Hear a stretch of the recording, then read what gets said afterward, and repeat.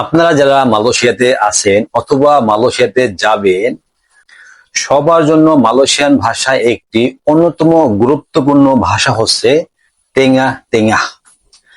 তেঙ্গা তেঙ্গা means মাঝখান।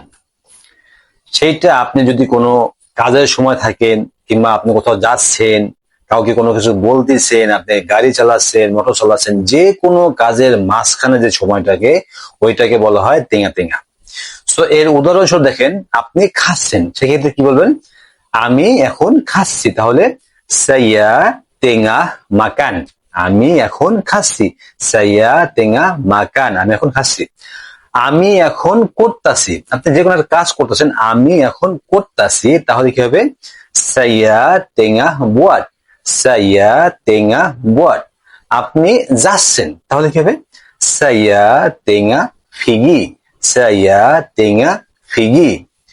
So যে কোনো কাজের ক্ষেত্রে যদি মাঝখানে যে সময়টা আপনি কাউকে বললেন যে আমি এইটা করতেছি, আমি খাইতাছি, আমি যাইতাছি, আমি আসতাছি, তাহলে এই তেঙ্গা তেঙ্গা শব্দটা ব্যবহার করতে হবে। তেঙ্গা হচ্ছে মালয়েশিয়ান ভাষার ভিতরে একটা অন্যতম ওয়ার্ড শব্দ, যেটা আপনার ম্যাক্সিমাম শব্দ মানে কথায় আপনার এই শব্দটা আপনারা পাবেন। আশা করি বুঝতে পারছেন। ধন্যবাদ।